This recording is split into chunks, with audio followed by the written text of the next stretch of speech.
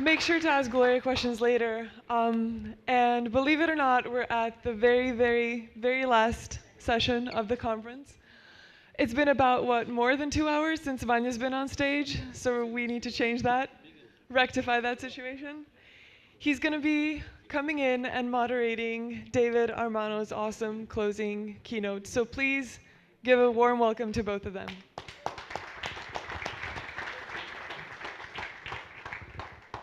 It's usually Masha who's giving me an evil eye for stepping out of bounds for a session. This time it was me looking really evil at her.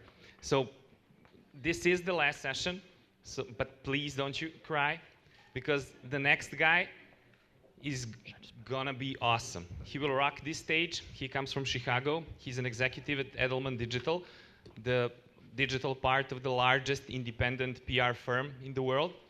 And a little story how he got here. So like a few years ago, I saw some design thinking slides, which I really, really, really loved. And it said, at Armano. So I looked the guy up, started reading his blog. I really liked him. So I saw some of his videos, especially the one at TEDx was the one I really liked. And then at one of the conferences in the States a few years ago, Natasha saw him speak, and she was amazed by the quality of his presentation. So in November last year, when we started thinking about who will be our keynote speakers for this year, I only had one question for Natasha. So who is your #1 pick for this year? And she, out of the box, said, it's David Armano. So get me David Armano to SparkMe. And I went working in November last year. I kind of stalked this guy a lot. So he probably thinks I'm either a creep or a stalker or a jerk or a combination of these three. But the real thing actually is that he is in Montenegro, he's speaking in SparkMe, and he's delivering the closing keynote. He's probably the single most near thing you can get, real life thing you can get to Wolverine. He's a huge fan, really badass, and he's gonna rock this stage. Everybody, please welcome David.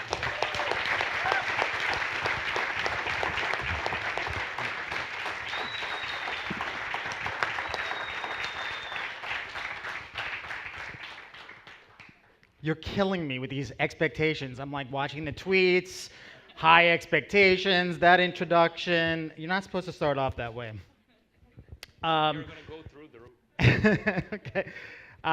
So, Zdravo. Yeah, is that how we say it? Zdravo! I first want to thank everyone on the SparkMe team who has just been an amazing host. You know who you all are. Montenegro is a stunning, beautiful, beautiful country. I may be a little biased because I love mountains, I love ocean, I love really nice people. You have all three. Plus you have the perk of I feel like I've seen the whole country. It's a little on the small side, so I feel like I've actually seen a lot in the few days that we've been here. One of the highlights, I love the beer. If you do ever end up bringing this beer to the United States, you might have a little bit of a branding problem because I can't figure out how to say it. I want to say, let's see, I can't even read it on here. How do you say it? So I want to say Nick Sicko, and sicko in the United States is not really a compliment. You don't want to be marketing to the sickos. How do we say, what's the right way? Nick Shitko. Nick Shitko? Nick Shitko, yeah? Okay. So I love the beer. As you can see, we've seen some of the sites. I like going through the tunnels in the mountains. That was kind of fun. There's that was on the wall on the mountain, and if I could have seen more, I would have taken more pictures. Before I dive in, if you could all be so kind as to use this hashtag as well, true to how I operate, I like to test things out. So this is the first time that I'll be presenting this presentation, so Montenegro #1. And I'm testing out this sort of label, which I'm calling responsive marketing and being a responsive brand. So if you could use that in addition to, it would be great to track the comments. How many of you in the audience would say you're marketers or you care about marketing at least? Marketing is a part of sort of how you run your business or do your job. Okay, good. Almost about half of you. This presentation is, for the most part, I think some of the things I'm going to talk about do go beyond marketing, but we're going to go deep in a couple of areas. So in that context of marketing and business, there's really three things that are actually, that we're tracking that we feel like are really influencing the future of marketing, and actually not just the future, really current day marketing. Marketing is often the sort of the tip of the spear when there are trends, where there's new developments in technology. Marketing and marketers oftentimes feel it first. And I'm going to go into some depth on these. The first is transmedia storytelling. The second is converged media. And the third is contextual and cultural relevance. How many of you have seen this video online? This is Dove Sketches. This is the video where the women are talking to the police artist sketch, and they're describing what they look like. Yeah, okay, good amount of you. They're describing what they look like, and then someone else describes it, and it looks like two totally different pictures. And the woman who is describing herself, the sketch ends up being much less attractive than someone else who is describing them, right? So that's actually a really good example of what I would say is transmedia storytelling. Specifically because what that video did, it actually is the most shared piece of branded content in the history of the web, right? But the reason why it's transmedia is because it went beyond that. It spread obviously through all different countries, and this is probably one of the roles that we played, in that we did not develop the content, but we did a lot of optimizing of that content because it was really important to make sure that this could translate globally, right?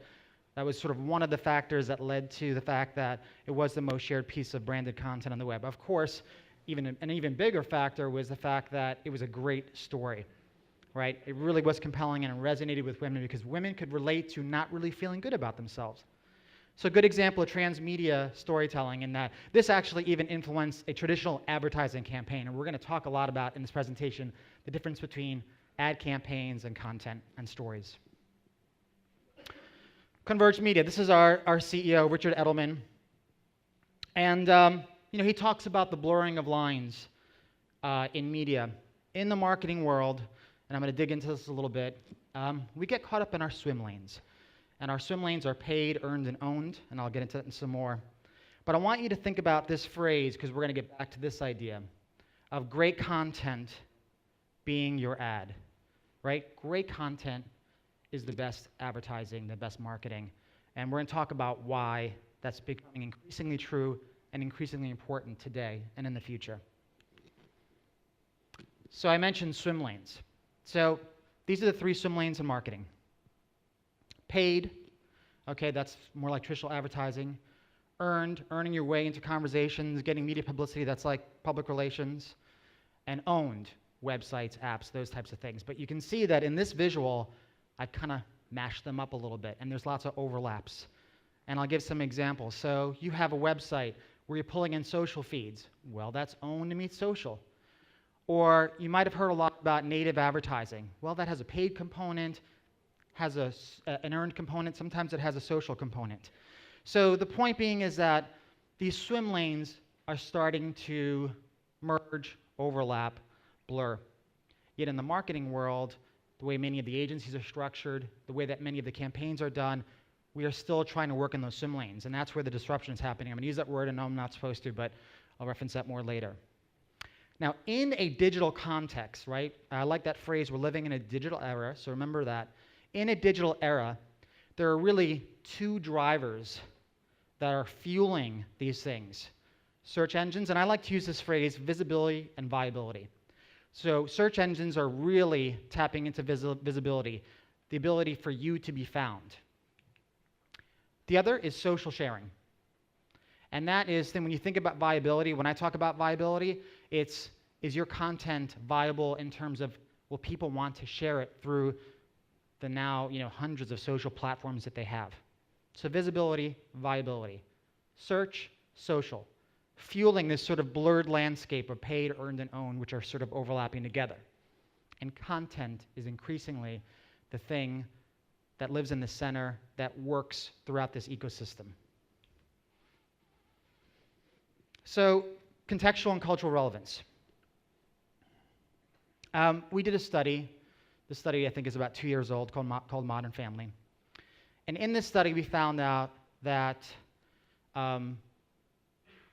families are changing. No huge surprise here. I'll just take one stat. Only 4% of families fall into the census definition of traditional, right? So you have more working mothers now than ever. You're having gay parents. It's becoming more of an accepted norm. But when it comes to marketing, you're still sort of seeing this perfect image of a family. I don't know if Leave It to Beaver made it this side of the pond, but this is sort of the perfect nuclear family. Mom stayed at home, dad came home from his commute, lit a pipe, read a newspaper. And increasingly, this is less culturally relevant than it used to be, right? And this is more the reality. Again, to sort of validate that study, families come in different shapes, colors, sizes. This is when we think about the family and the modern family, this is what most people relate to, is sort of the variety in it, the different structures, the evolving structures. So what I want to do is, now this is your chance to play the video. First one, I know you've been waiting for this, right? Yeah. Thank you. We're doing a very manual video processing. I've got 3. I want to show you an example of a brand. This is Honey Maid, that actually really hit on this idea of context and cultural relevance. And also, and sort of the theme that I'm going to get into is they did something that was very responsive in nature. I'm going to define sort of, when I'm talking about responsive, what it means. And I believe also something that is going to make them very resilient as a brand. And actually, I believe they displayed this resiliency in how they executed this. So the quick backstory, I'm going to show the video in a second, but the quick backstory is Honey Maid had a campaign where they actually put this sort of modern family front and center in a TV spot, and there was a big backlash that ensued because of it. And I want to show you what happened as a result.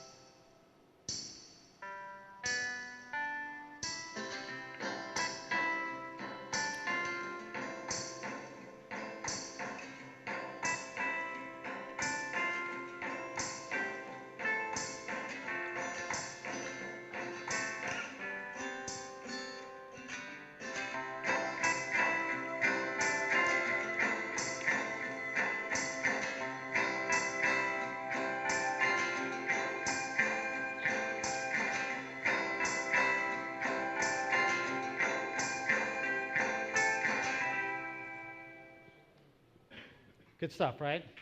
Yeah.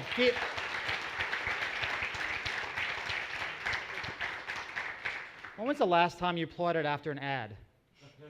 Right? That is a story. But I want to break it down a little bit because, yes, powerful story, absolutely. Now, I know who the agency partner was. I don't know the individuals behind this, but I can tell you with some amount of certainty, because there were some other things that were done in the space. Cheerios had done something like this during the Super Bowl. I don't know if the spots made it this way. But I will tell you that when they put this ad forth, they were ready. They were ready for anything, and we're going to talk about that a lot more later. And so when the negative responses came, I'm not sure if they knew they were going to execute as they did, but they were ready to respond. They did so in a really powerful way. And there's just so many elements of this that I feel like are so relevant to what's going to be modern brand building in the future, and the fact that it's powerful storytelling, it's being extremely responsive, it's actually standing for something, and it's pulling it all together. So I really think this is really a model of what you're going to see moving forward in a lot of ways. So there's that word disruption. Sorry, Alf. I put that in yesterday after listening to his talk. But look, here's the fact. The fact of the matter is that marketing is being disrupted. It really is. I mean, it's a 60-plus-year-old industry that has been built on, really, if you think about it, it's been built on one screen, when the reality of it is, in today's world, in the digital era context, it's about screens. And it's about multiple screens, right? We have this thing in our pocket. It's been called a supercomputer. I like to think of it as a megaphone, right? This thing, and it's not just this, it's the other screens as well. I mean, this is what's going on in this audience right now is a great example of how we view the world. We're empowered to say what we want, put up content, edit content, put up purple cows with names in them, right? I saw that. And so this is the context that we live in. But marketers, and I'm really pleased with myself that I got a Lord of the Rings reference in this, because I also have a Game of Thrones reference, but I know others did as well. So to many marketers, there's still that, well, there's, the precious is television. So that really comes before everything else, right? Because that's what's driving our campaigns. And, we've built these big measurement machines. We've had 60 years to perfect, the machines that are put in place for television. So it's no surprise. If you go to an event and people are talking about the demise of television, don't believe them. Because, at least in the US, spend on TV is actually going up, right? So in this case, it's up by over $3 billion, right? It's actually not going in reverse. It's as strong as it's ever been. But that doesn't mean it's the right thing to do. So I think, in an industry that is seeing some disruption, and we'll get into that a little bit more, let's look at technology, who comes at it from a totally different way, right? Mobile first is sort of the rally cry from the tech world. Yes. What was that? Was that an amen in Montenegrin? Is that what that was? How do you say amen in Montenegro? Yes. What was that? Okay. And listen, marketers need to learn from that. So here's a recent thing that happened. David Marcus was the CEO for PayPal, and he just went to Facebook to lead up their mobile efforts. And the day that was announced, the Facebook stock price shot up a few points, a few dollars, because David Marcus is a massively strong, his background is in mobile, he's a mobile advocate, so yet it is another proof point that Facebook is doubling down on mobile, and you see the market actually respond to that. So you've got marketing TV, you've got tech and mobile, right? Who's going to win this? And it may not just be about winning, so we'll talk about this. So as I said earlier, broadcast, right, which has had about 60 years to perfect itself, this is where the sort of digital context, right, comes into play. Because broadcast is actually really a linear process when you're planning for it in terms of marketing campaigns. And this visual actually was inspired by a client meeting that I was in, and they were talking about the steps that goes into planning a TV-led campaign, and it's a very linear process, and it's also very time intensive. Sometimes it could take up to 6 months, right? So this is these are the steps. You basically define the strategy, you uncover the insight, you get to sort of what you think is the big idea, the thing that's going to drive this campaign, where TV is going to really be at the center.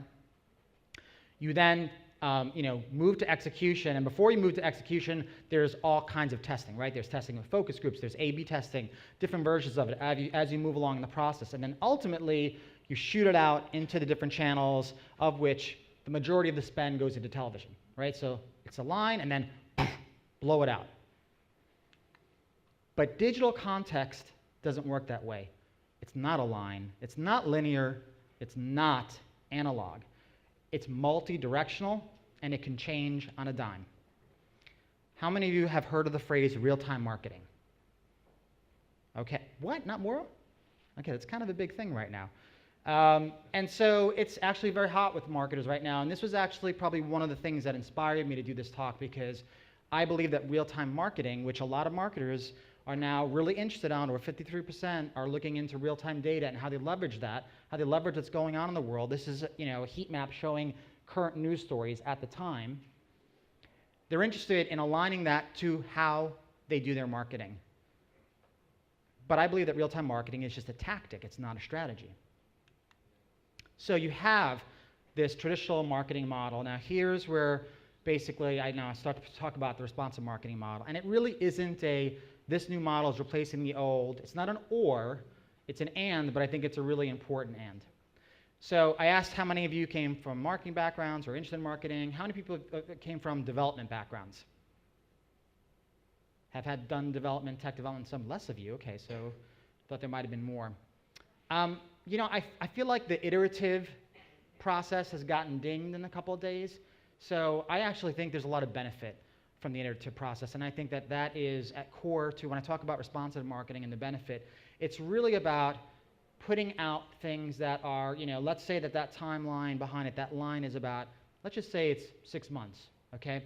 In that 6-month time frame, you're doing lots of activities that you're learning from, right? And this is sort of not too dissimilar from Agile or Scrum. You know, when I think years, I come from the web design background, in the web design world, and we did large, big, complex e-commerce sites, and we used waterfall methodology.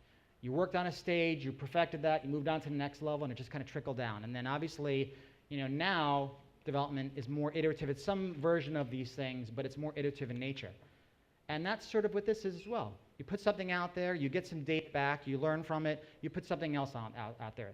That could be a piece of content, could be a new piece of content, and you're doing these more and more and more, and you're doing them in shorter increments, right? So it's not taking 6 months, and you're learning from them as you go along. So responsive marketing is really figuring out the system for doing these things, for doing this sort of iterative marketing progression over time. So how many of you know about what Oreo did during the Super Bowl? Okay. Oh, you think it's awesome, do you? Well, we'll get to that.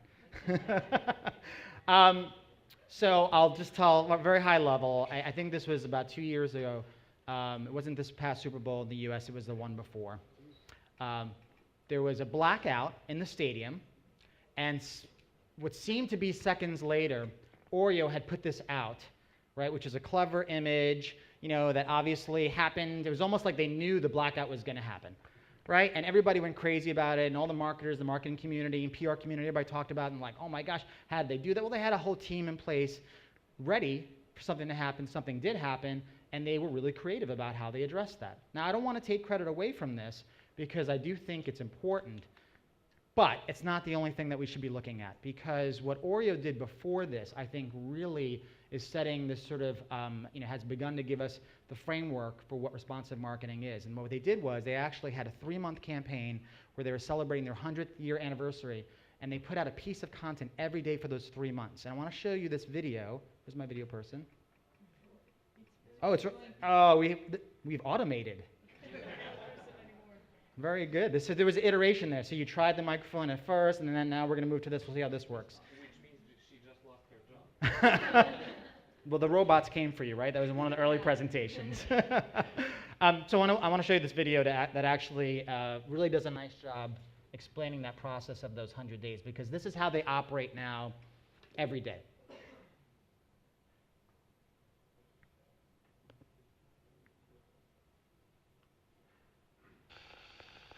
Little girls have pretty curls, but I like Oreo. Oreo recently celebrated a big birthday. Really big. Turning 100 can mean only one thing. You're old. Really old. Unless you give it a twist. The Oreo Daily Twist.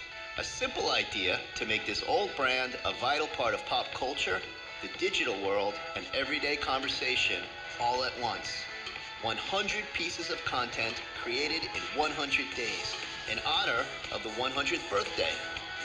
100% responsive. Here's how it worked. Every morning, we searched for what people were talking about and looked at it through the innocent eyes of this playful cookie. Once concepts were developed, there was a full production team ready to execute.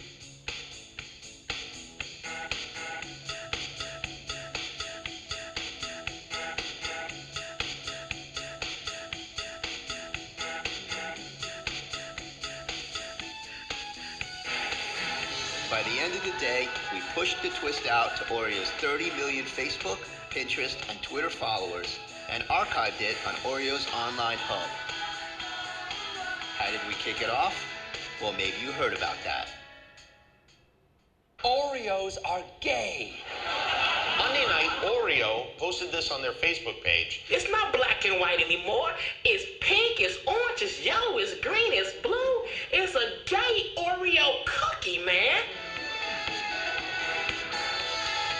But we didn't stop there. And neither did the fans. Feedback was instant and passionate. Every fan seemed to have a different favorite and didn't mind sharing their thoughts. What did we do for number 100? We set up a temporary ad agency at the crossroads of the world, Times Square. We took suggestions live and executed on the spot. In just 100 days, we turned an old cookie into an icon. Oreo didn't just reflect the news, it became the news. And we made 100 years old look pretty young. Cool, right? Another applause. I'm so happy I included this video as I went through this whole internal debate of should I have videos, are 3 too much? The videos are doing well so far.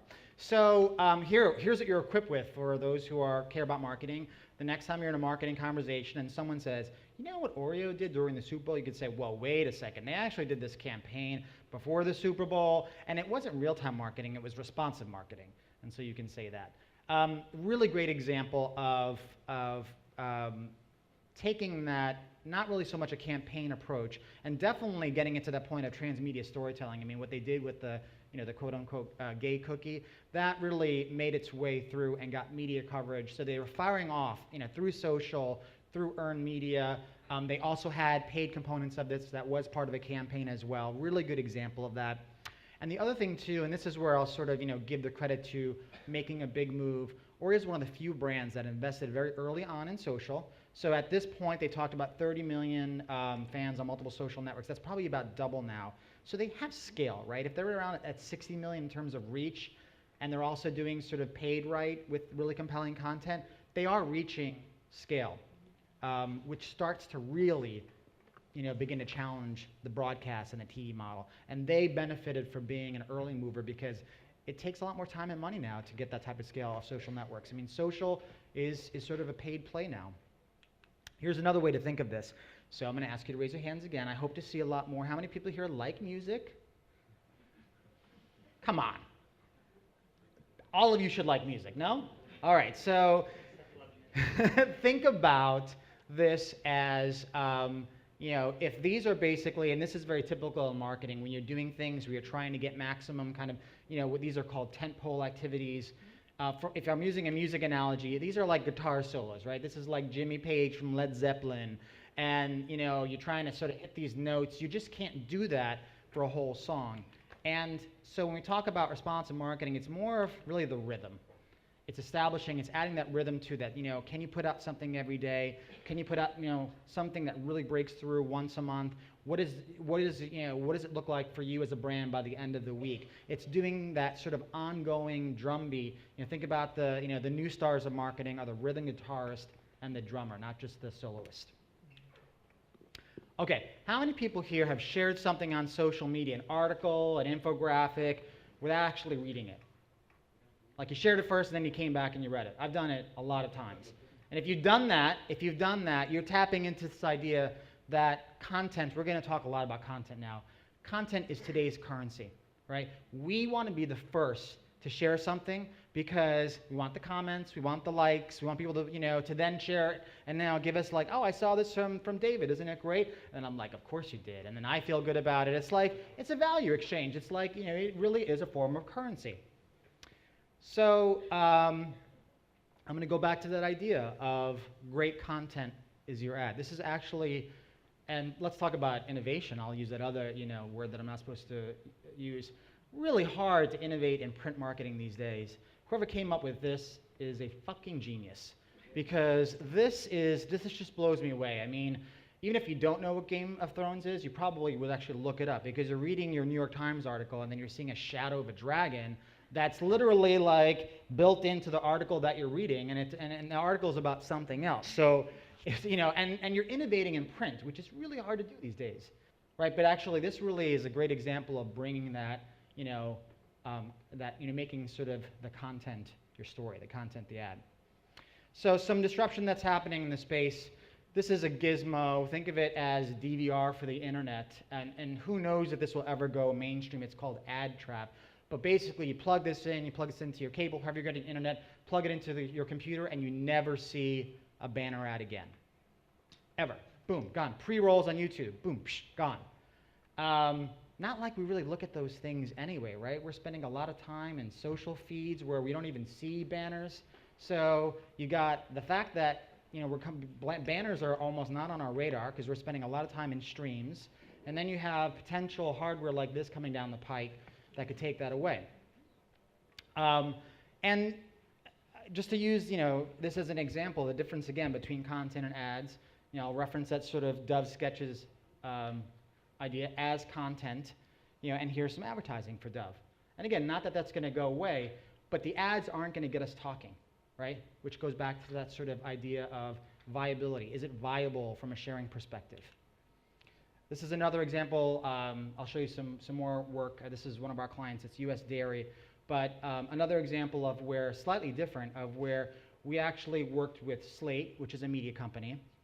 And they have sponsored products, as many media companies do, and we'll get into that some more. And we did a story with them that included real dairy farmers, and so the content was part of the marketing because it was actually through Slate. But on that page, there was also banner ads as well. So this is an example of the two kind of working together in concert, but really a lot of the effort that we did was put on this sort of behind-the-scenes story working with them on Slate. So part of the idea behind responsive marketing is to think about it much more holistically, to think about content marketing as sort of a subset of responsive marketing, which really sits over real-time marketing as a tactic. And to do that, we have to think about content holistically. So this is a sort of framework that I like to use in sort of describing the content archetypes that are meaningful to marketers today. Curated, co-created, original, consumer-generated, and sponsored, right? So curated being content that can be brought together, that you feel that is valuable to your customers. We talked a lot about the idea of knowing your customers and what's valuable to them. It is a strategy that you can use to bring together the best content. You become a curator. Co-created, different consumers can get together and they can produce content. They can co-edit it and put it out there. A brand can do it with a consumer as well. Original, what you produce as a brand organization that nobody else does but you. Consumer generated, what all of us are empowered to do by that thing that's in our pocket. Shoot a video, edit it on our phone, put it out there, tag it, get a brand's attention for good, worse, you name it. And then sponsored increasingly, where content is part editorial, part paid, like that dairy example. It's also called native advertising. We have to think about content from a macro perspective, much more holistic. So a few examples to take that sort of somewhat abstract theory and bring it to life. This is actually something that REI, which is an outdoor sporting goods company, put together. It's a site, and it actually does two things. It curates consumer-generated content. So it took a 24-hour timeline, and it asked people to submit outdoor activities that they were doing, and they were time-stamped, and they put it together in this one experience. And it was really leveraging the best of that content and putting it out to the world. So if you're an enthusiast of REI, the content is real because it's what people put out there. So they're acting as both curator and they're leveraging consumer-generated content. Something that we did for Kellogg's, and I'm going to show you the video in a moment, they're a sponsor of the Olympics. And so they wanted to tell a story through the athletes, but they still wanted to do it in a way that was right for the brand. They are a brand, they're Kellogg's. And what I want to show you, actually, I'll show you the video and I'll give you the commentary after it, because I think the video speaks for itself. And then I'll share some inside baseball.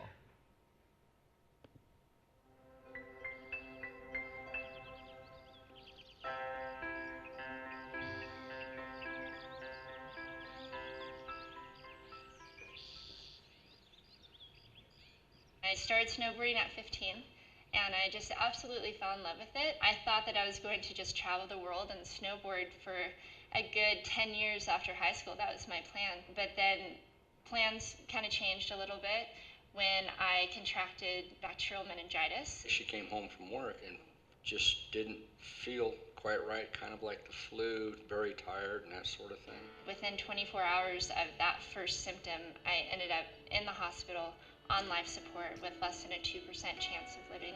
She asked me, am I going to die, Dad? And I said, no, honey, no, you're not going to die. I get emotional when I think about it.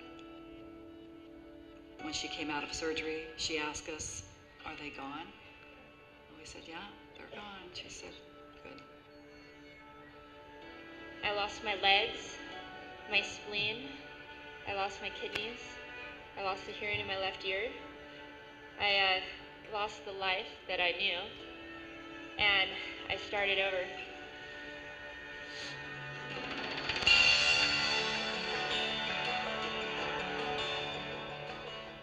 My goals changed to just learning to walk again, trying to get healthy, trying to gain weight again. Being able to put my own clothes on myself. I was just so weak. I was still in a wheelchair and I hadn't quite walked yet. And some country music that I liked came on the radio and I ended up just standing up and dancing with my dad. That was a big start, dancing with my dad. Because then I knew, well, if I can dance, then I can walk. If I can walk, I can snowboard.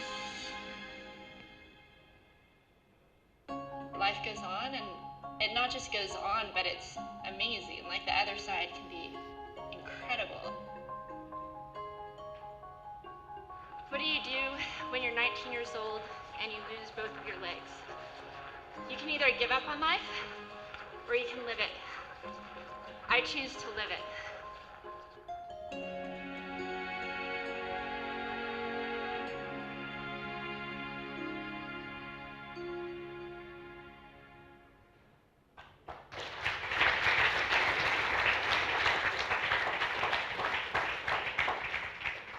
So in this changing marketing landscape, I would put that in the category of, and these are new terms and they're a little buzzy, but to some degree they're somewhat accurate. I would put this in the category of brand journalism.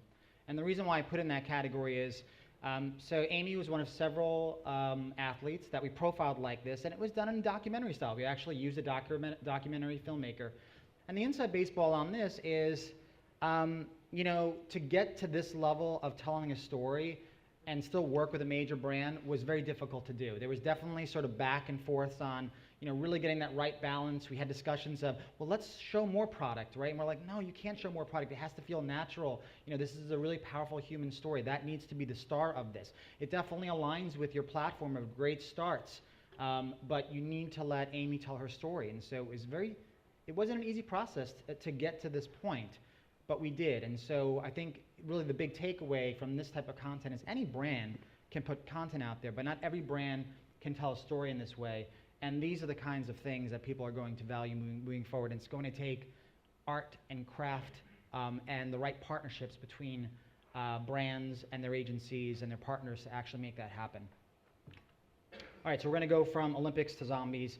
One of my favorite examples of co-created content. I don't know if Walking Dead is the series is big out here. It's about zombies. It's really big in the States. Walking Dead came out with this really cool app. I think it's on its third year. It's called Dead Yourself. And basically you can upload a picture of yourself in the app and then make yourself look like a zombie. So Walking Dead, the series, is starting again because all of a sudden in your Facebook feed, you have all your friends showing up, your friends that really like, I do this, showing up as zombies. And you're like, what the hell is that? And you can see that the app actually did it. So a great example of, in this case, a media company that came up with an experience where people can really co-create. They gave them a tool to co-create and actually produce that. But at the end result, the end result of it is content that shows up in what? Your news feed, right? So that's what that's all about. So sponsored, something that really, again, sponsored native advertising. It's a bit of an unwieldy topic, but I'm going to try to simplify it to some degree. A way to think about sponsored, and again, sort of the blurring of those marketing swim lanes, is that essentially you've got three ways to look at it. Any sort of technology platform, not any, but many are actually coming up with paid options, right? So sponsor posts on Facebook, LinkedIn has paid options. I think most of the social networks, when they can figure that out to basically, how you can pay to play to extend your reach, they will. So the tech platforms, the social platforms offer that. The media companies offer different ways to do it as well, right? You can work with an editorial team. You can come up with a piece of content that they will disclaim and say it's sponsored content. Media companies that are maybe not serious, like The Onion, have all different ways that you can work with them where they can get your brand messaging out there. It's really, really funny, and they kind of create a story around it. The New York Times, the innovation piece was referenced recently. They have struggled with it. They are having a huge internal war. But the ones who seem to be winning that war are the ones who are saying we have to have this offering. But as the New York Times, we have to be really clear when it's sponsored and when it's not, right? So you have the media companies. And then the third is basically what I would say is, the sort of traditional display, what's always existed, right? So sort of traditional paid. But these are sort of the three types when we look at sponsored content, that the world kind of falls into this. Where it can go wrong, one of the first movers in the space was the Atlantic. And they tested and learned. And they learned the hard way that their first sponsored content series really blurred that line. They weren't really clear enough about it. The actual stories seemed to be influenced, by who they were sponsoring, and there was a big uproar. And they were one of the first, to sort of get a black eye in that space. But they're still doing it, and then they become smarter and better at it. So I want to talk about actually doing this with some strategy and some thought, and I like to think about it. I actually started my career as a designer, so being responsible by design, having a sort of plan where you could do some of these things. And really, so this is sort of digging into that cycle that I showed you that overlays the sort of linear, to kind of break it down a little bit. If we're thinking about putting out content out there on a more regular basis and getting feedback, we have to actually put our ear to the ground first and see what's being said about our brands, our categories, what people care about, and actually derive insights from that. And we have to be able to do that almost on a daily basis. It's not just you do a 6-month research period, and this is what everybody's saying. You have to have your ear to the ground every day now. It's all about doing it in a compressed time frame. The next, again, I'm looking at this from the most part from a content perspective. It's not the only way to do it, but I think content's very big right now and is very important. You want to make sure that you're putting out content that does tell a story and is valuable, and that you're hitting those two notes of being visible and viable, right? Being able to be found via search engines and putting out content that people want to actually share. You have to actually figure out your distribution channels, and that's changing. There's a startup that's called Niche, and it's really interesting. I think they're going to really go places. There's now sort of a mature industry. I just saw an article on the world's most well-known YouTuber. His name is he's Pewdiepie. He basically does. He's a guy that lives in, I think, Sweden, and he does this commentary while he's playing these games, and he has a massive following. And apparently, he's making millions of dollars. Right, so there's the YouTubers of the world who are actually people who have millions of subscribers to their YouTube channels. They're making a really nice living off of it. And so what Niche does is it actually is specializing in the new emerging platforms. People that are on Vine or making videos on Instagram or Snapchat, and they're building up their audience, right? And brands are beginning to work with these people. There's your Snapchat, I got it in. So brands are working with these people, but the reason why I'm talking about the example of Niche in distribution is that there are increasingly new ways to set up distribution channels so that your content can be seen, or in some cases you're working with these new producers that are leveraging these channels and coming up with this content on their own. And then you learn from this, right? You see what you put out there, and you see what sticks, and you see what works and what doesn't. And at the end of the day, you do more of what works, and you do less of what doesn't work. It becomes that simple. And then you begin to optimize your process from that. So this is, again, where it becomes kind of similar to that development process where putting stuff out there, you're getting data back, you're analyzing that data, and you're making improvements so the next time you do it, hopefully it's better. So that process that I just kind of walked you through very quickly is going to take companies, is going to cause them a lot of pain because they're not set up for that. They're set up for that linear process. It's going to cause a lot of disruption because the way that most large organizations and most marketing functions work is, again, they have their partners in their swim lanes, and we're talking about something that's very agile and nimble and it's not easy to do. Now, so from the resilience perspective, it really comes down to being ready for anything that can happen. And the three core things that you need to do is set up infrastructure, right? People, process, technology, infrastructure that works across three levels. Establish a state of preparedness, right? Have protocol in place. That example that I gave Honeymaid, again, I'm almost 100% sure that they knew that they were going to get a response. There's no way they put that ad out there and they were, unprepared for what happened. Position a brand as publisher. Every brand, at some point, every organization will have their own direct communications, vehicle, and many do now. It's something that you can do for promotion, a la the Oreo example. It's something you can do for your own protection, a la if your brand is under attack. You have an opportunity to actually tell your side of the story, and the media can amplify that, but you can control that message because you put it out on one of your properties. And then possess the ability to anticipate and respond, right? Have the people in place whose jobs it is to do that. Have the right software in place that allows you to do that at scale. From a software perspective, because I think people in this room are interested in that, keep an eye on the sort of enterprise content platform space. There's a couple of players I would look at in particular. One is called Percolate, another is called NewsCred. These are startups that are actually looking at the world in content, not that dissimilar from that archetypes model that I walked you through, and they are building powerful tools to help companies actually deal with content at that level. Next video, and this will be the final video I'm going to show, is we've been working with the U.S. dairy industry and doing a lot of these things for, I would say, is the past 4 years. And it's actually been, a lot of it is really, I would best describe as change management.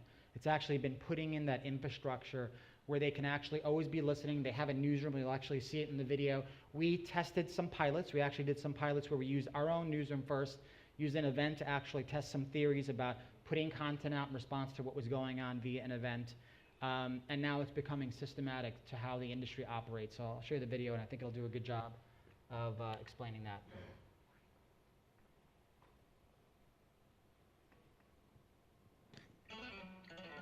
In the U.S., dairy is made up of about 49,000 hard-working farmers, plus lots of companies, all with one thing in common: their commitment to dairy and its role in nourishing our nation.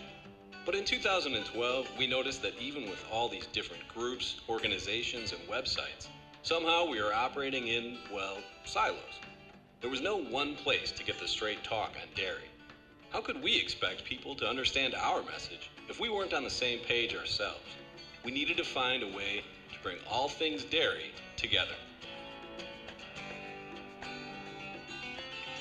First things first. We looked for people already talking about dairy and listened to what they had to say. We found thousands of them. Only problem was they were all talking about it differently. So we looked for a common thread. And as it turned out, no matter how they said it, a lot of people felt good about dairy. They believed it was good for them, good for our planet, and good for our communities. And that's how we came up with Where Good Comes From. Once we knew how to talk about it, we were excited to share our voice with, well, everyone. Now, the trick was finding a place where people were just as passionate about dairy as we were. So we decided to partner with the Washington Post to put on an event about food security in D.C. It was the perfect opportunity to take our Where Good Comes From message for a test drive. We built an experimental newsroom around the event. The plan was to showcase our new, unified voice and get the right people involved. We wanted them to really listen to what folks were saying, respond right away, and encourage more farmers and dairy companies to join the conversation. We also launched dairygood.org and filled it with things we already knew people were looking for. Plus, we took those hot topics that came up during the event and used them to write articles for the site. And guess what? People were fired up, in a good way. We got hundreds of people talking about the goodness of dairy. We were even the #1 trending topic on Twitter. After that, we had proof that our newsroom and our newfound voice were making a difference. Now that we'd broken down the walls of our industry, we thought, why not break down some walls at DMI headquarters and open up a permanent spot for the newsroom? We also launched Dairy Good on Facebook and Twitter, sparking good old conversation between farmers and consumers. But you know us, always listening. We started following conversations and issues so we could tackle them on dairygood.org. We had figured out how to tell our story in a way people could relate to, but still felt there was more to do. We needed that one place where our whole industry could come together and feel safe talking about the important stuff.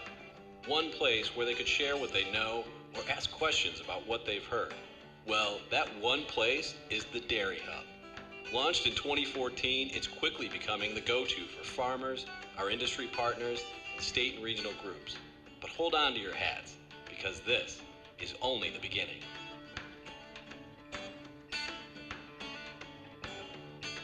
We're busy coming up with new ways to bring the industry and consumers even closer, well into the future. We're hard at work getting the next generation as excited about dairy as we are. With open conversation, education, and just being willing to buck up and try new things, we're showing what dairy really brings to the table. Together, we're dedicated to continuing to discover where good comes from.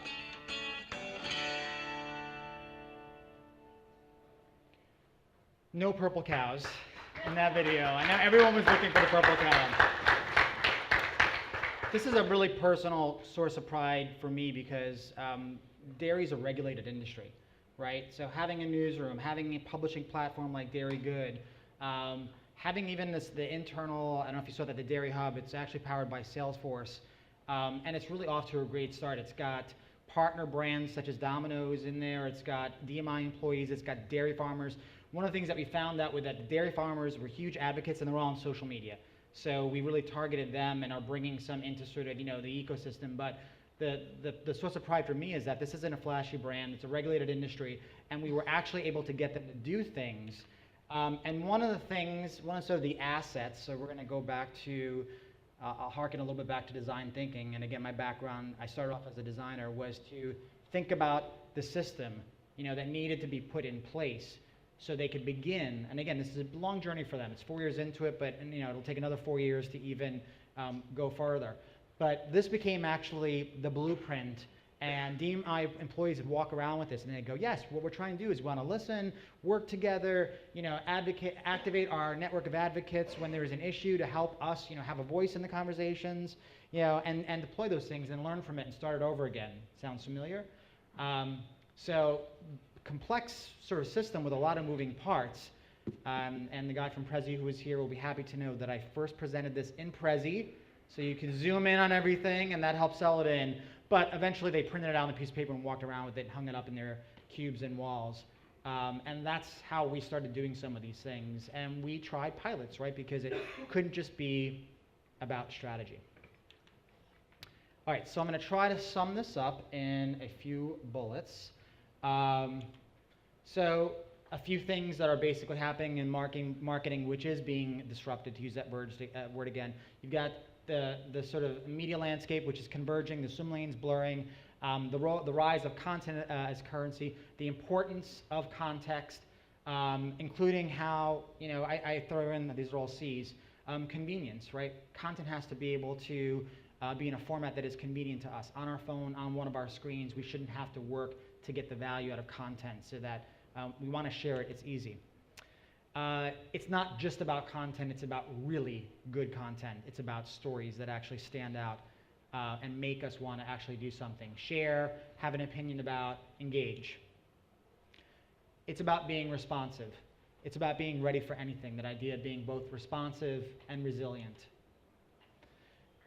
The idea that content must be viewed holistically, right? So when real-time marketing begins to sort of take root here even deeper, take a step back and think a little bit bigger. No, this is not just about, reacting in real time, and it's not just about putting out a piece of content in the moment. It's about thinking about content much more strategically and much more holistically. And building a responsive content marketing engine requires a lot of planning. It requires a blueprint, like the one I just had up on their screen. It requires a strategy. It requires being able to put out some pilots, learn, get some data back, and work with your stakeholders to actually move forward. And I think that is all I have. So thank you so much for your time. Hopefully. Hopefully this met that very high bar of expectations that was set.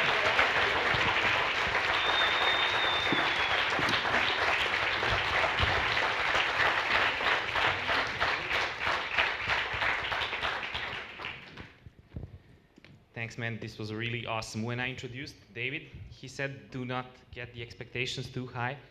And then I You didn't responded. listen. Yeah, but I responded in real time saying that he's going to go through the roof, and you actually did. The crowd loved you on Twitter. So I was checking the Twitter stream, and you said that your energy was unbelievable. A girl from a PR agency said that this exceeded her every expectation. So Yes, but she works in a PR. yeah. I'm just And the best comparison ever was a guy saying that this keynote was a cherry on top. So I compared you to Wolverine, and he compared you to a cherry. I don't know which Go one. with Wolverine if that's okay. Wolverine, okay, okay. So more badass. Let's a little more. And the one you will like the most was that you got a shout out from Nick Pivo saying, "David, we love you." I love the beer, and, and they should come to the States. Yeah. So that's And when they do, I am happy to champion them. So that's probably as real marketing as you can get. Great. Real-time marketing. Okay, so concerning the Rainbow Oreo, Yeah. I was about to ask you, I didn't know you will have that slide in it, but since you did, do you feel that there's been a lot of talk about it, not just the Rainbow Oreo, but a lot of different brands expressing their either political, Yeah. religious, or other sorts of views? Yeah. Do you think that brands should really stand out for those things, or should they keep it neutral? Could it hurt the brand? I think you have to know your customer, and it goes back to that idea of, have your ear to the ground. I mean, some of it's a gamble, but some of it's not that much of a gamble. I mean, look at the elections we just had in the US, right? That's a data point. Look at the data that I just gave you, I mean, sentiment is at a certain point. I think the bigger question is it's not just a sentiment. You do have to know your customer, and you have to be authentic. So if you're going to take a position like that, I think you have to do it in a way. I think the reason why it works for Oreo is because they made it fun. Oreo is a brand that really operates at that level. It's not health food, right? It's not, super nutritious. It's not what? It's not health food. No, it's not. I'm No, sorry to no, break man, that to you. come on. Oreos aren't really good for you. I know. I'm sorry to bear now that you're going to news. tell me that Santa Claus doesn't exist, yeah? But I think that they did it, and they were on brand in doing that. And I think Honey Maid example, I think, pulled it off as well. So you have to know your customer, know your audience, be true to your brand. Yeah, I think, and disclaimer, they're a client, but I think Starbucks does a really nice job of, and it comes a lot from their CEO, Howard Schultz. He picks certain things to go after. They integrate it into their business model, and they're able to do it in a way that feels real. And I think that at some point, that's when culture of the company really comes into play. People who really understand brands and what they stand for, and sort of working together, both sides of the house. People that sort of build the brand reputation, working with the marketers as well. Did you like the Coca-Cola ad? We are all Americans, we are Americans, singing the national anthem in like 10 different languages. It sparked a huge controversy online. I mean, it's less relevant if I liked it. I thought, again, they were tapping a trend in a way where it pulled some levers. I think they pulled it off.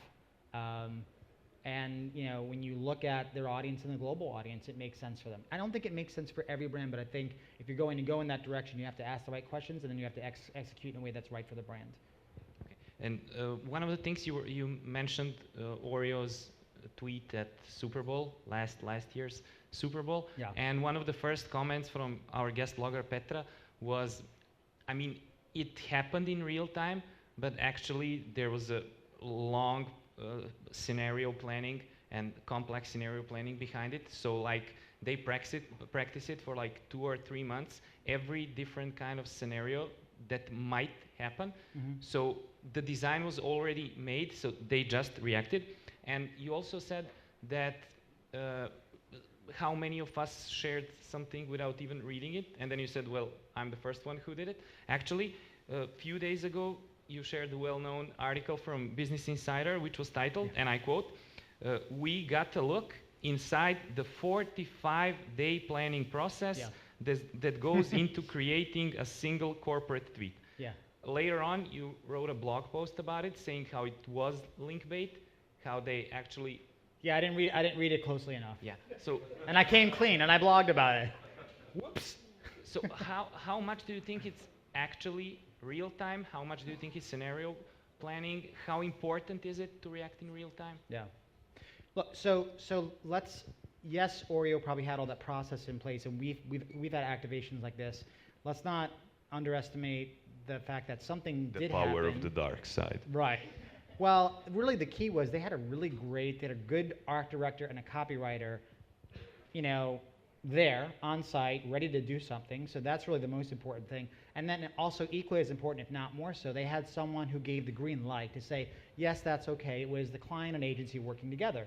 So, yes, there was probably more infrastructure than that, but for that particular execution, that was probably the most important thing. But again, I don't think that is the best example, for what we should be looking at. I think that, what got them to that point is actually more important. And the fact that, they've already evolved as a brand to understand those two different notes. It's not just the guitar solos, it's the ongoing drum beat. That is the more important thing. So this year, you followed Super Bowl very closely for the real-time marketing. Yeah, I was in a setup like that for Volkswagen. Yeah, and you even had your own hashtag. Not your own, but probably the agency one, like real-time marketing at Super Bowl. Yeah. And so I saw some of the really good ones, some Super of the RTM, not. I think. So Super RTM. So which ones were your favorite this year? Oh my gosh, that is what really stood out. It was interesting to see what was the brands with the mittens? That was. This is amazing. It's like it feels like it was like 3 or 4 years ago. I thought Wolverine doesn't age, man. No, the brain cells just they rejuvenate, right? Didn't Wolverine have a problem with some memory? There you go. It was actually kind of interesting to see. P&G had a number of brands that were doing. They were doing reactions to what other brands were doing, and they were doing them in vines. So they had like these puppets reenacting things, and I forget which P&G brand it was, but I thought that was really kind of interesting because. The deal about sort of real-time marketing that happens during the Super Bowl is that it's marketing to marketers. They're the ones that typically notice it the most, and I think P&G understood that and actually played on it. Okay, great. Guys, now it's your time. Please raise your hand. Okay, first one here in the front row.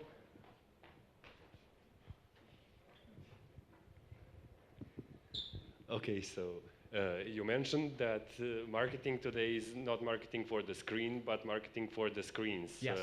Do you think that there's a trend that marketing is becoming marketing for multiple screens at the same time? People are using their phones as their interface with the real world. They are watching a game and tweeting at the right time.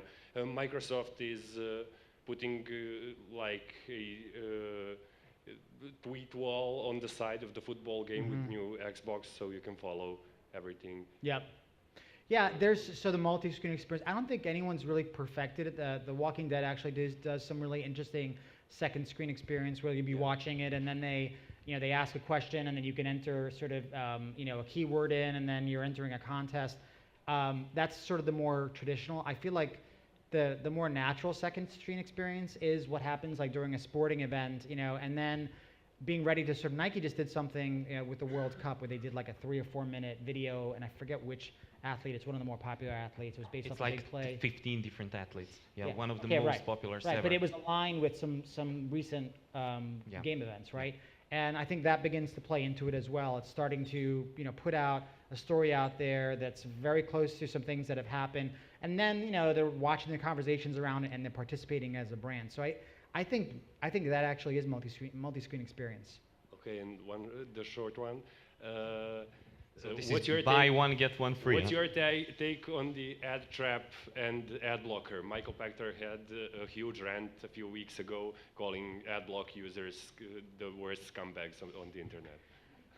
Calling the users that? Yeah. Not the maker of the technology?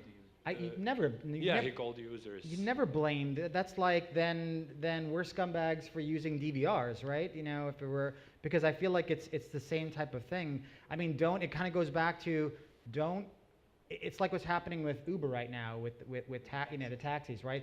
They can rail against Uber, but the fact of the matter is you have a system that may be better, maybe addressing a consumer need, And if that's what they want to use, that's what you can't. That's like calling Uber users scumbags. I think that's ridiculous. At some point that may happen. If it's not ad trap, it may be something else. Questions, guys? Natasha, I'll get your turn. So the number one fan. Yeah, the number one fan. After Belinda, I guess.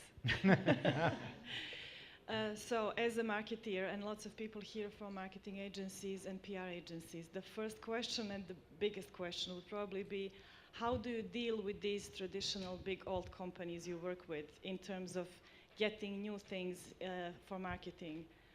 I know content is not that new, but doing commercials, doing different things for dairy or Kellogg's is probably very difficult to get to get approved from the directors. What do you do? Some special skills, or it's just your references and experience, or what? That's a good question. It really does come down to, I think, a couple of things. There's no formula, so sorry about that. There's no formula. It really comes down to the relationship that you have, relationships and trust that you have with these partners. You do have to come with a POV. So this is the first time that I presented this to an audience. It is not the first time that I've talked to a client about this. That image, that's 4 years old. Okay, so, and the first time I talked about responsive marketing was to Kellogg's, maybe over a year ago. And so you have to come to the table with a POV, but more importantly, you have to come to the table with the mindset that you're really looking out for your client, that you're not just trying to push them in a direction because you want something out of it. When we talk to the U.S. dairy industry, my premise was, look, you have to have a voice. You're going to be defined if you don't have a voice. You need a system in place to find that voice and sustain it. And also being as an association, you have to provide value. You want people collaborating on your properties. You want to facilitate that, because if they're doing it themselves, they're going to be looking at you, and at some point asking, well, why are we paying into the association when we can get together ourselves? So, the client knew that I was looking out for their best interests. Do you show them examples like you showed to us and try to convince them to do something similar? Wait, which? Show them which? The examples, the video that you showed to us. Yes, I have used examples like that, yes. Okay, other questions? Yeah, there. Jovana, you'll be the last one posing a question. Snapchat question yeah, that for you're sure, willing to ask? for sure. David already knows what the question will be. So. Organizers had protection over me. So about the responsive marketing you were talking about. First, a short introduction. You came to the country where there is no McDonald's, no Burger King, no Oreos, and I don't know, maybe I can continue about other stuff we introduced, I don't know, Ryanair recently. So I think in Montenegro, for example, there are maybe similar countries worldwide. Montenegro, the something called brand is has a bit different perception. Okay. So, do you have suggestions about responsive marketing and how to employ it here in different societies than United States? Yeah. Okay, so I think what you're saying is, there's a different interpretation of brands. You don't have this sort of iconic American brands. I don't think this principle is connected. I showed you one that is a whole industry, right, and a regulated industry, which I think is beginning to use some of those principles. I think that if you have, open conversations, if you have Twitter here, if you have social networks here, if you have mobile phones here, some of those things I described, that's the impetus for.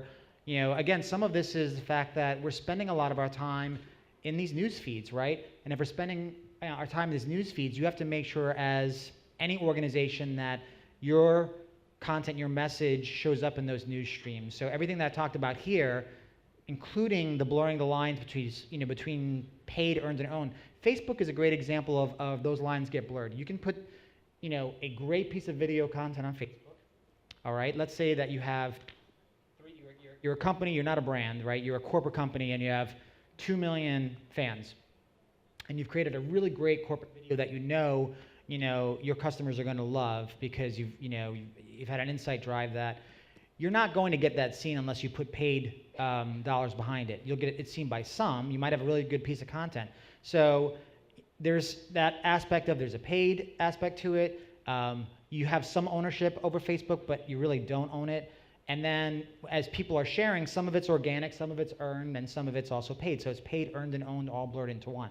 So a lot of these principles, I think, are applicable, and they're not traditional brand building tools. They extend further.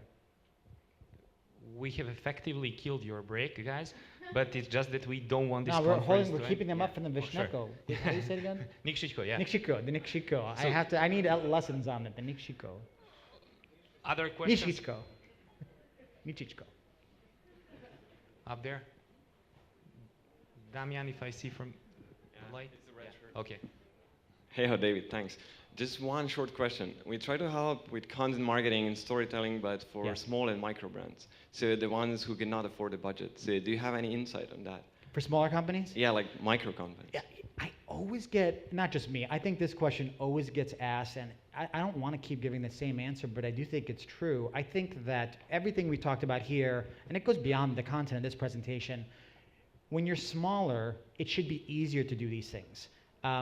Now, you may not be able to sort of develop scales as you're building things like your social properties, but it should be easier to take risks because you're smaller. You don't have 20 people that have to influence a decision. So, and content marketing is, it started with small business. It started with B2B, right? Things like infographics, things like tech companies. I mean, it was brought up again. David actually talked about content marketing from a VC perspective, that you have to be visible and you have to leverage content marketing. So if it's applicable to B2B, I think it's applicable to both large and small business. And I actually think for small business, you have less restrictions because you're small and you should be able to act a bit more nimbly. And if you aren't, then you need to have some conversations with people at your small company. Okay, one last question goes to the most influential Snapchatter on this side of Mississippi. Okay, I think I deserve 2 questions now. So first one is about Snapchat. Do you think it can be used in marketing, as a marketing tool? And the second one is, all of you guys were talking that content is the king, but don't you think the content is the king? Queen. Okay. Context, yes. So look, I mean, there are some brands active on Snapchat. I'm not really using it much myself. I just started playing around with Slingshot, which I know isn't out here. But I think that if you have the right to go where your consumers are and you do it in the right way, you can do it. The trick then becomes, what's becoming difficult for organizations and brands is it becomes another place they have to go. So the question then becomes, how do we actually sustain this? Now we're in Facebook and Twitter and Snapchat. So I think before you get into the space, you have to make sure that there's a reason to get into it. What was the second part of your question? Sorry. You were all talking. Oh, content being, isn't it the queen? I'm going to go back to the idea that I don't think it's king or queen. I think it's currency, and that does make it important. I think in today's age where we're connected, and attention is very fleeting, and we're in our streams for a couple of seconds, and it's, again, look at how you use your mobile device. You're doing this, right? Just kind of like constantly scanning. You like something, you share something. So I think in that context, content does act as currency. So I'm going to stick with that over king and queen. I think it's just a form of currency that now we have, that we deal with, and organizations and brands need to understand that and leverage it in their marketing strategies. One last thing, the Twitter went completely crazy of Oreo, and you're friends with Bon and Bao, the head of social at Mondelez. Oh, yeah, okay. Yeah, so can we get a favor from you to ask Bon and Bao to get Oreo to Montenegro and to be our SparkMe speaker for 2015? I can't guarantee. I will sing Montenegro's praises. And he's a great, let me tell you something. Bon and Bao, if you think that I gave a powerful presentation, he is dynamic. And he brings a box of cookies. I'm sure he'll probably bring an airplane of Oreos to the country, knowing him. He will figure something out where Oreo will be in all of the publications for a year. Very smart guy, and he's a very dynamic speaker. So if I will put in a good word. And some nikshitko. And yeah, since someone needs to record it for me so I can put it on my phone, and then when I want to say it, I can just press a button, and it says it. Thanks, man. This was really, really awesome and a fantastic way to conclude SparkMe. So give it up for David Armano. Thank you.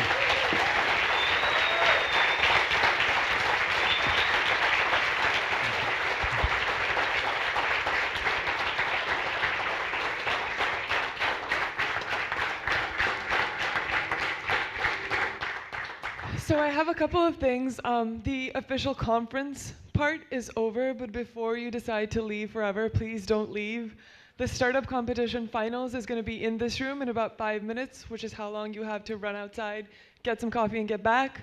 Those guys are going to be, no, don't start running yet, seriously. Don't go, I'll close the door.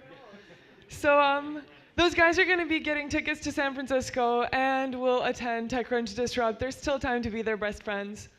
Our Twitter audience reach is just about 7.5 million, which is awesome. I'm going to take advantage of you and read out our sponsors again really quickly, and after which you should clap really loud, please. So on behalf of the .me registry, I'd like to thank Telecom.bar, Hubram, Men at Themes Kingdom, Mama International, Live TV, About.me, Netocracia, Started RS, Prime Communications, Microsoft, bloggers and media partners, Sorpreso, Congress Travel, and Sedevita. Thank you. Okay, last thing. Really, really important last thing. Over the last 2 days, there have been 2 CEOs who got a lot of kudos, so both Tony Conrad and Heather Russell, for being in the trenches with their organization. I have a super special CEO here to thank, who's ignoring me a bit at the moment. He's the CEO of this company right here that organized this whole thing. He's probably the second person you've seen most on the stage, second to me. He made sure that all of this works perfectly, that our speakers have their presentations, that the technology goes well. I can't thank him enough. It's a pretty heroic thing to do. Please give it up for Predrag.